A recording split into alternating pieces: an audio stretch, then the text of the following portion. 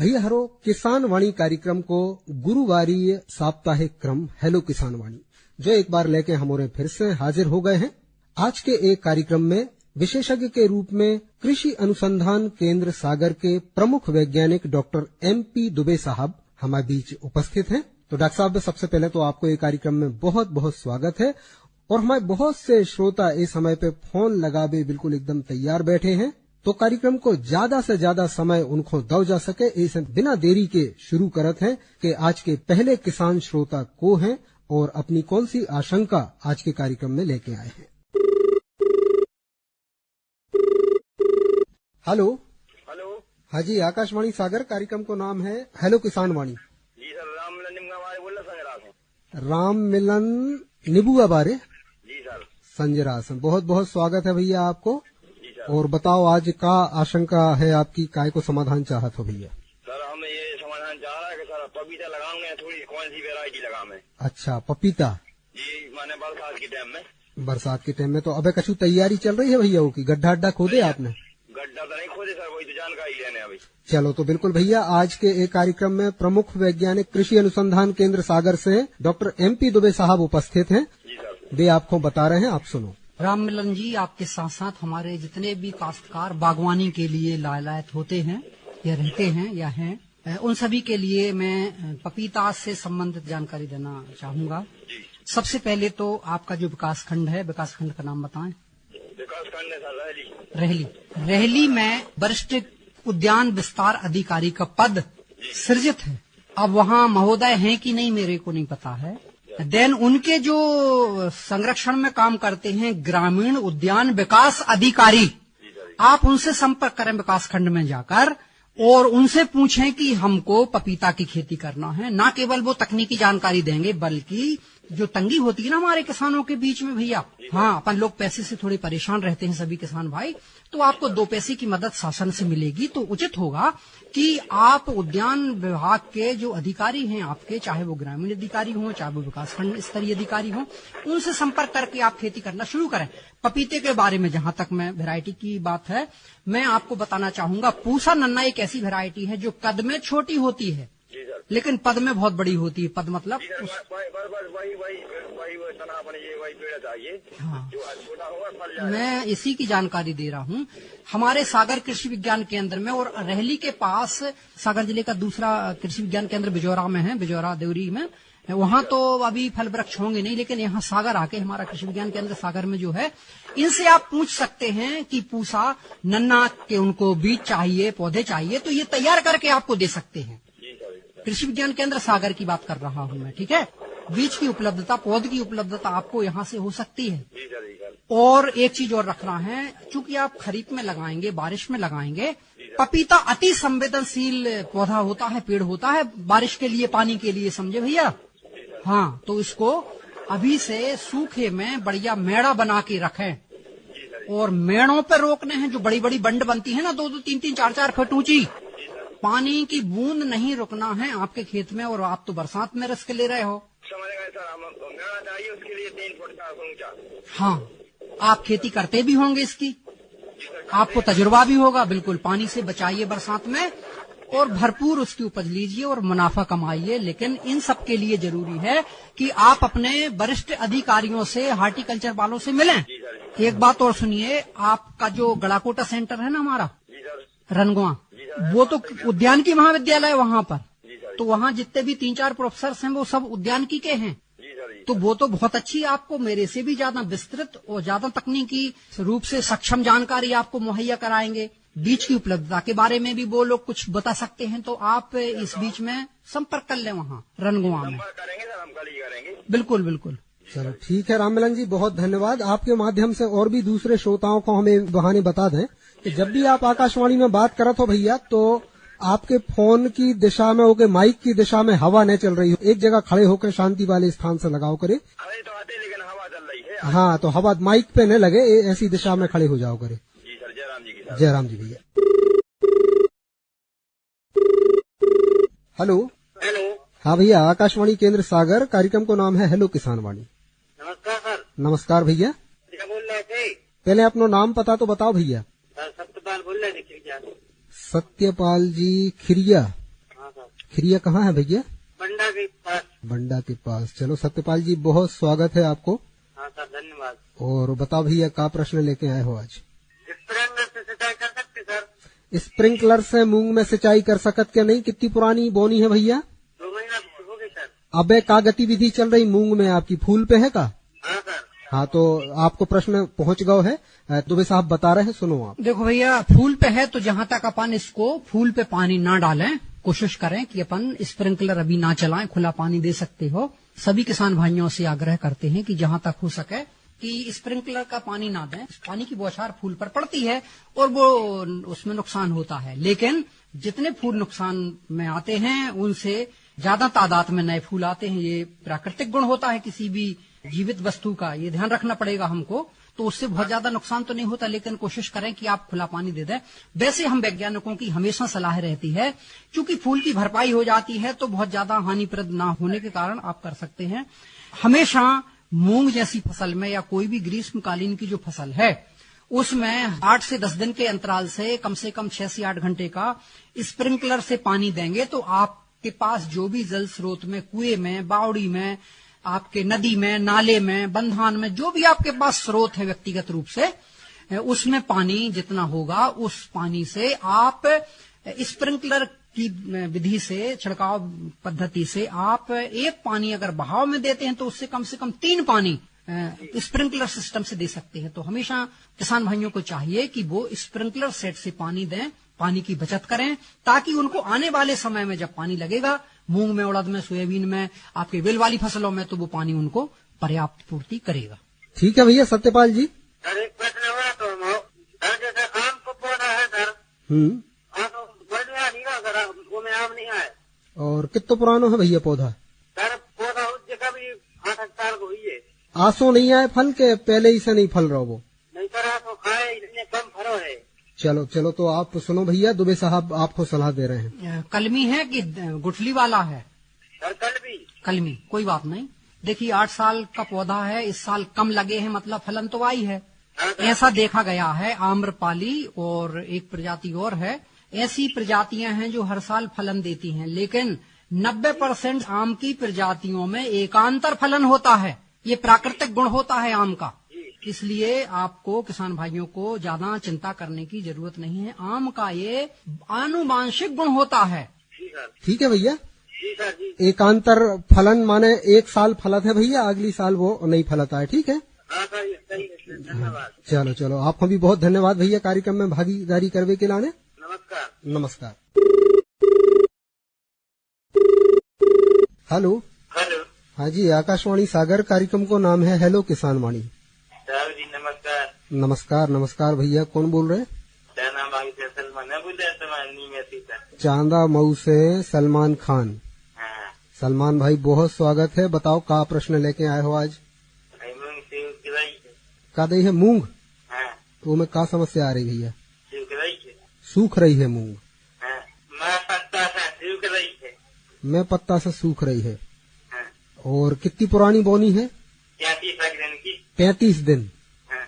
चलो ठीक है। तो भैया आज अपने कार्यक्रम में वरिष्ठ वैज्ञानिक डॉक्टर MP दुबे साहब उपस्थित हैं। वे आपको भैया बता रहे हैं आपकी ये समस्या को समाधान। सुनो आप। देखिए पत्ता सूखने के 2 कारण हैं।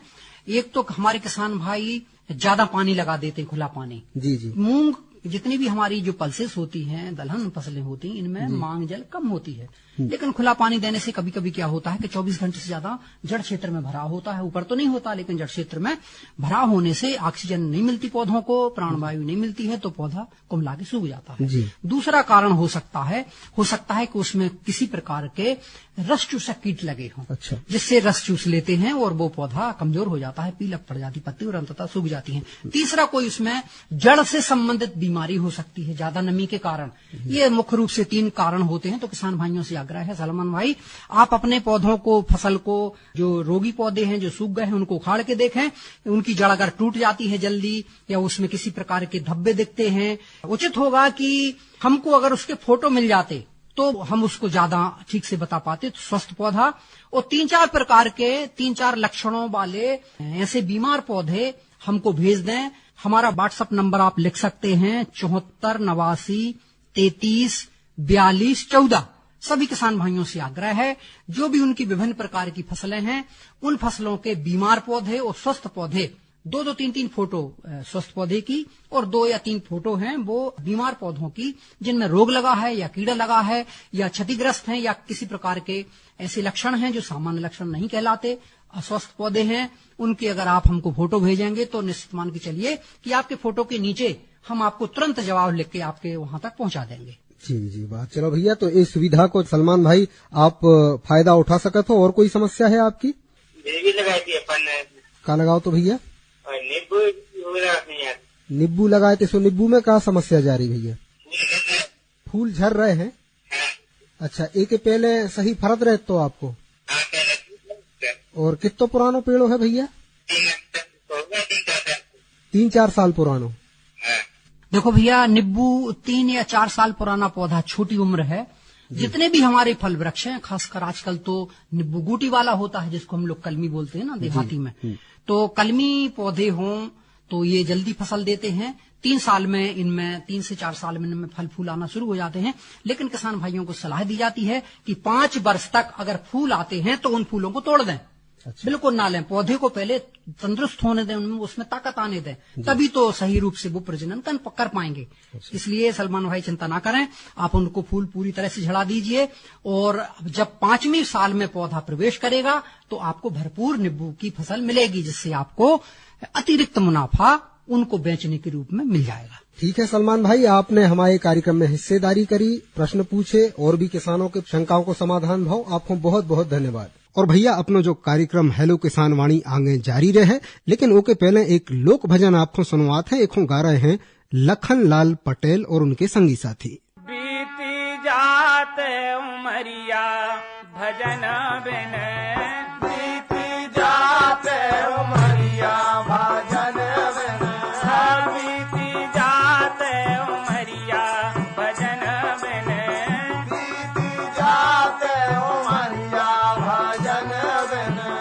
बीती जात उमरिया भजन बिन, बीती जात उमरिया भजन बिन, बड़े जतन से नरतन पायो, बड़े जतन से नरतन पायो, बड़े जतन से नरतन पायो, बड़े जतन से नरतन पायो, भूले खाए खबरिया भजन बिन, भूले खाए खबरिया भजन बिन, बीती जात उमरिया भजन बिन, बीती जात उमरिया भजन बिन, बीती जात उमरिया भजन बिन, बीती जात उमरिया भजन बिन, आहे जब यमराज लुआवे, आहे जब यमराज लुआवे, आहे जब यमराज लुआवे, आहे जब यमराज लुआवे, भग है प्राण गुजरिया भजन बिन, भग है प्राण गुजरिया भजन बिन, बीती जात उमरिया भजन बिन, बीती जात उमरिया भजन बिन, जब यमराज ने तेरे बुलायो, जब यमराज ने तेरे बुलायो, जब यमराज ने तेरे बुलायो, जब यमराज ने तेरे बुलायो, छूटे महले अटरिया भजन बिन, छूटे महले अटरिया भजन बिन, बीती जात उमरिया भजन बिन, बीती जात उमरिया भजन बिन,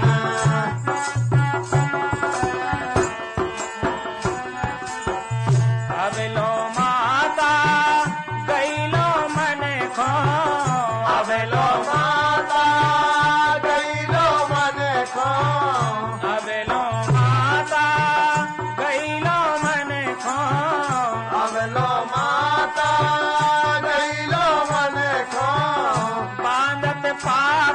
गठरिया भजन बिन मानिक पावे गठरिया भजन बिन बीती जाते उमरिया भजन बिन बीती जाते उमरिया भजन बिन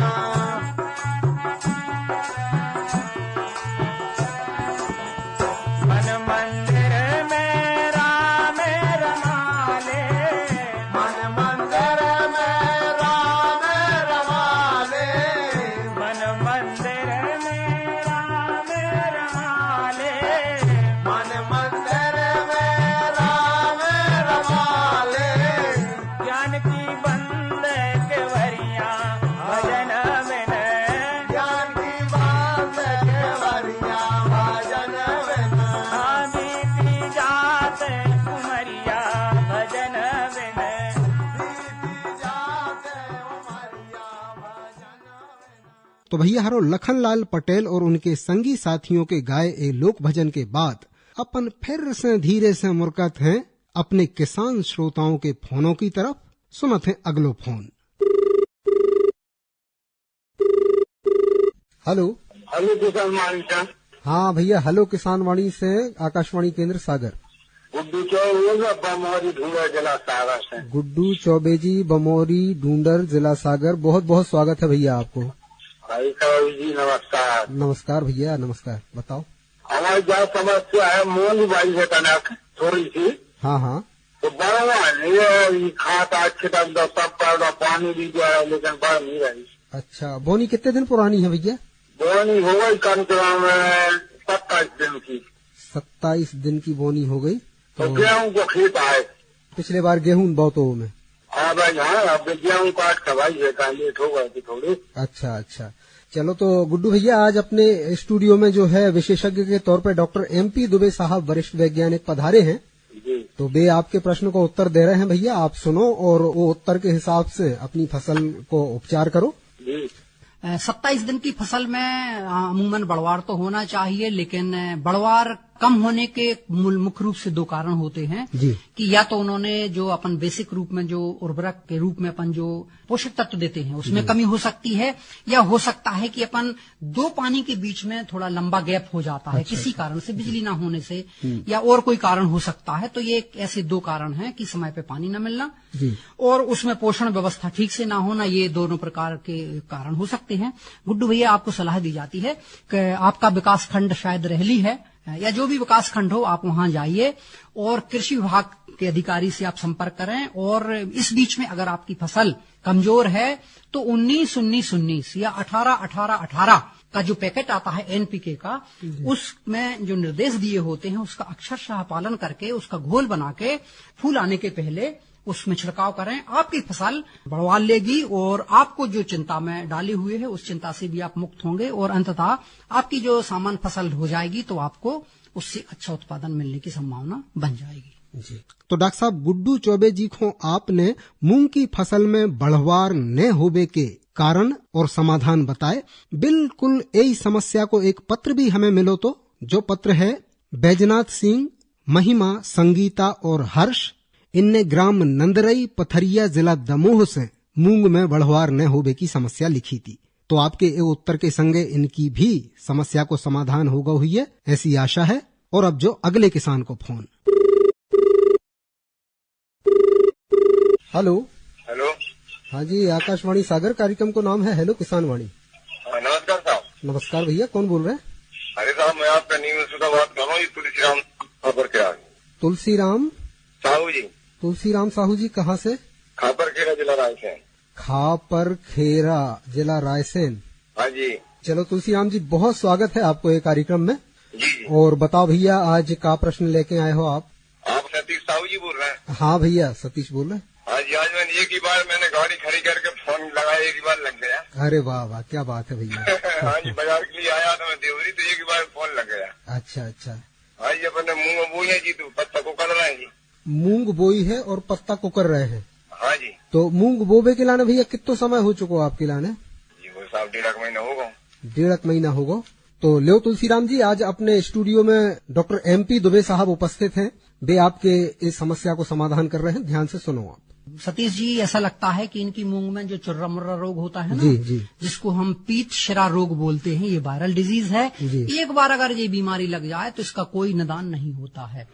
तो हमारे किसान भाई ने जो प्रश्न किया है, उनको सबसे पहले तो सलाह दी जाती है, अगर आपकी फसल में 10% के आसपास पौधे ऐसे हैं जिनके पत्ते उकड़ गए हैं और पीले पड़ गए हैं, उनको निकाल के जानवरों को हरियाई के रूप में खिला दें। अच्छा। अगर उसमें दवा ना डाली हो तो, कोई कीटनाशी ना छिड़का हो। जी जी जी। और जो स्वस्थ पौधे हैं खेत में, आप बिल्कुल 1 या 2 दिन के भीतर इमीडाक्लोप्रिड, एसीटामीप्रिड या अन्य और बहुत सारी दवाइयां बाजार में मिलती हैं जो रसचूसक कीटों को नियंत्रित करती हैं। फुर्ती से आप जो आपको मात्रा बताई गई है, जितना पानी, जो समय, उसकी विधि, उसको अपनाते हुए अगर आप इसका स्प्रे करेंगे तो यकीन मानिए कि 1 हफ्ते में आपकी जो फसल है ना, स्वस्थ हो जाएगी और उसमें जो पत्तियों के पीले होने के लक्षण और जो पुकर जाने वाले जो लक्षण होते हैं वो नहीं आएंगे, बशर्ते आप रोगी पौधों को स्वस्थ फसल से पूरे खेत में से निकाल दें। जी जी।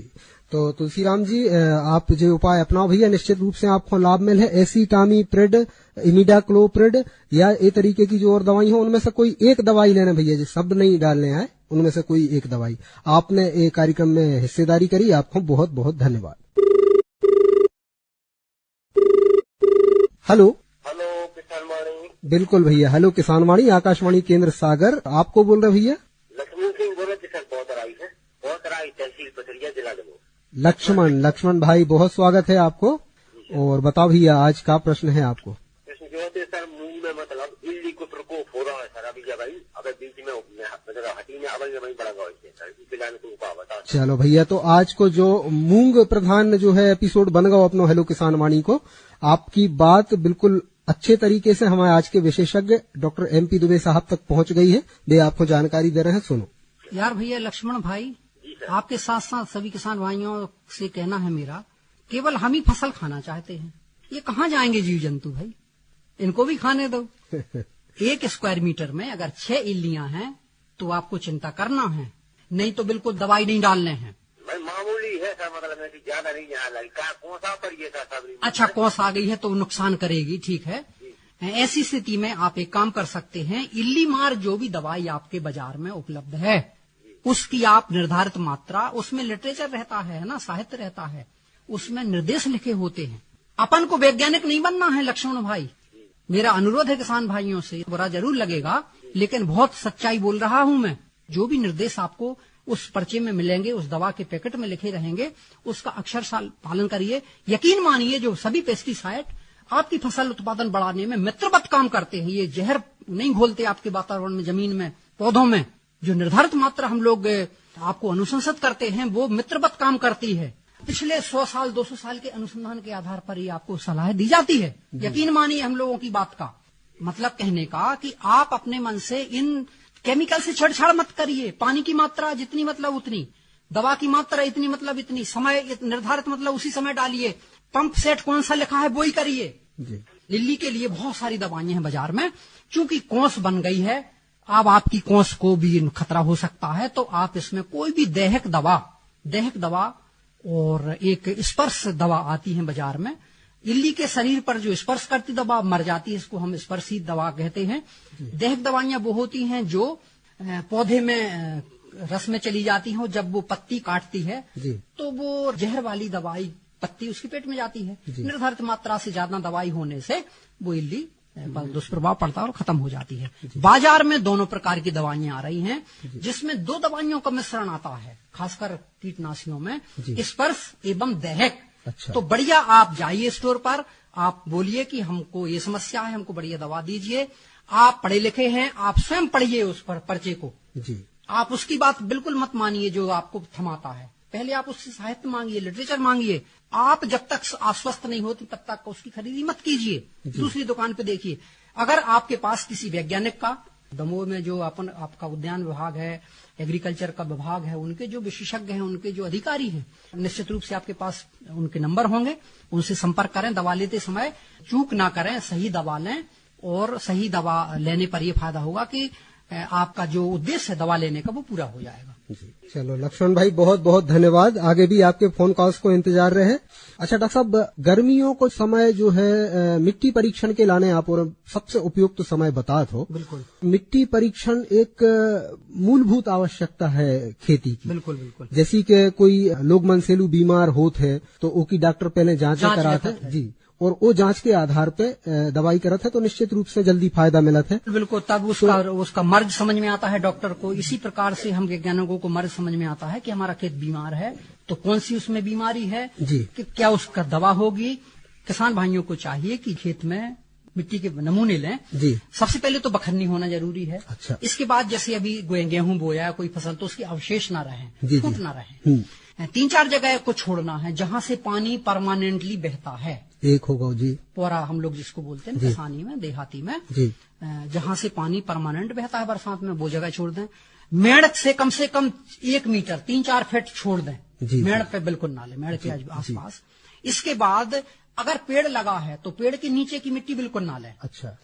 इसके बाद और कोई जैसे ज्यादा ढलान है जी। तो एकदम नीचे से नहीं लेना और एकदम ऊपर से भी नहीं लेना। हाँ, हाँ, जी। कहने का मतलब सामान्य जगह से लेना है और 1 एकड़ में कम से कम 10 नमूने इकट्ठे करना है। अच्छा। विधि उसकी ये है कि सबसे पहले तो कंकड़ पत्थर अलग कर दें, पूरा अलग कर दें और साफ करने के बाद उसको एक गड्ढा करें जी, कम से कम 9 इंच गहरा, 9 से 10 इंच गहरा, सामान्य गड्ढा, गोल गड्ढा।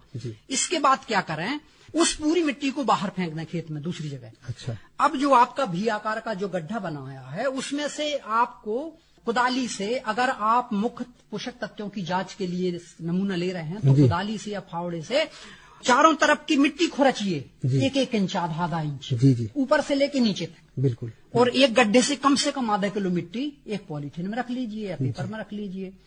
जब आप 10 जगह से ले लेंगे 1 एकड़ से जी, सबको इकट्ठा कर लीजिए बोरी पर, फट्टे पर जी, उसको काट दीजिए आड़ी खड़ी जी, 4 हिस्सों में। 4 हिस्सों में तो 2 सामने के हिस्सा अलग कर दीजिए, 2 सामने के हिस्सा अलग करेंगे, 2 बचेंगे तो उनको फिर गड्ढ कर दें। जी जी। वो ये प्रक्रिया जब तक अपनाते रहें जब तक कि आपके पास अंतिम रूप से आधा किलो मिट्टी लगभग ना बचे। बिल्कुल जी। उस मिट्टी को आप इकट्ठी कर लें, मुलायम कर लें हाथ से। देन इसके बाद उसमें खेत का नाम, खेत का नंबर, कौन सी फसल ली थी, सिंचित थी असिंचित थी, खसरा नंबर, गांव का नाम, जो भी उसके वो हो सकते हैं, किसान का नाम, और आने वाले सीजन में जो आप फसल लेना चाहते हैं उसका नाम लिख दीजिए, क्या लेना चाहेंगे, तमाम जानकारी लेके ग्रामीण कृषि विस्तार अधिकारी के माध्यम से इसको आपके विकास खंड में अगर लैब चालू है तो नहीं तो सागर में उसको भेज दें। हमारे कृषि विज्ञान केंद्र में भी इसकी जांच होती है, वहां भी आप भेज सकते हैं। जी। अगर आपको एनपीके के साथ सूक्ष्म पोषक तत्वों की जांच कराना है तो ये गलती ना करें, मतलब लोहे या किसी धातु से